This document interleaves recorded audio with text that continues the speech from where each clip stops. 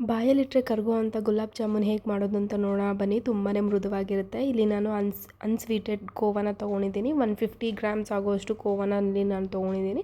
ಅದನ್ನು ಸ್ವಲ್ಪ ನೀರು ಹಾಕ್ಕೊಂಡು ಚೆನ್ನಾಗಿ ನಾದ್ಕೋಬೇಕು.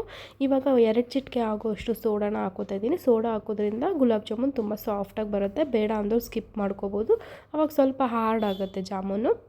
ಇವಾಗ ನಾನು 1 ಕಪ್ ಆಗೋವಷ್ಟು ಮೈದಾ ಹಿಟ್ಟನ್ನ ಹಾಕ್ಕೊಂಡು ಸ್ವಲ್ಪನೇ ನೀರು ಹಾಕ್ಕೊಂಡು ಈ ರೀತಿ ಚಪಾತಿ ಹಿಟ್ಟು ಥರ ಕಲಿಸ್ಕೋಬೇಕು. ಅದಕ್ಕಿಂತ ಸ್ವಲ್ಪ ಸಾಫ್ಟಾಗಿ ಒಂದು ಬಟ್ಟೆ ಅಥವಾ ಬಾಳೆ ಎಲೆ ಮೇಲೆ ಒಂದು 15 ನಿಮಿಷ ಮುಚ್ಚಿಟ್ಬಿಡೋಣ ರೆಸ್ಟ್ ಆಗೋಕ್ಕೆ. ಅಷ್ಟರಲ್ಲಿ ಒಂದು ಪಾಕ ಮಾಡ್ಕೊಳ್ಳೋಣ, ಸಕ್ಕರೆ ಪಾಕ. ಇಲ್ಲಿ ನಾನು 1.5 ಗ್ಲಾಸ್ ಆಗೋವಷ್ಟು ನೀರು, ಸ್ವಲ್ಪ ಏಲಕ್ಕಿ ಮತ್ತು 1.5 ಕಪ್ ಆಗೋವಷ್ಟು ಸಕ್ಕರೆನ ಹಾಕ್ಕೊಂಡು ಪಾಕ ಮಾಡ್ಕೊಂಡಿದ್ದೀನಿ. ಒಂದೆಳೆ ಪಾಕ ಆಗಬೇಕು ಅಂತ ಏನಿಲ್ಲ. ಇವಾಗ ಆವಾಗಲೇ ರೆಸ್ಟ್ ಮಾಡಿದಂಥ ಹಿಟ್ಟನ್ನ ಚೆನ್ನಾಗಿ ನಾದ್ಕೊಂಡು ಚಿಕ್ಕ ಉಂಡೆಗಳನ್ನಾಗಿ ಮಾಡ್ಕೋಬೇಕು. ಈ ರೀತಿ ಸಾಫ್ಟಾಗಿ ಬಾಲ್ಸ್ ಮಾಡ್ಕೋಬೇಕು. ಯಾವುದೇ ರೀತಿ ಕ್ರ್ಯಾಕ್ ಆಗಬಾರ್ದು.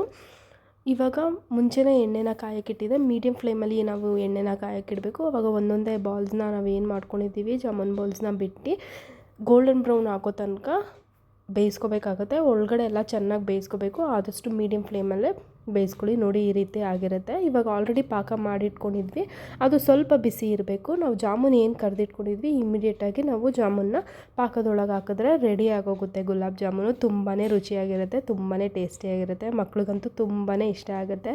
ಈ ರೆಸಿಪಿ ನಿಮಗೂ ಇಷ್ಟ ಆಗಿದ್ರೆ ಪ್ಲೀಸ್ ಲೈಕ್ ಮಾಡಿ, ಫಾಲೋ ಮಾಡಿ, ಕಮೆಂಟ್ ಮಾಡಿ. Thank you.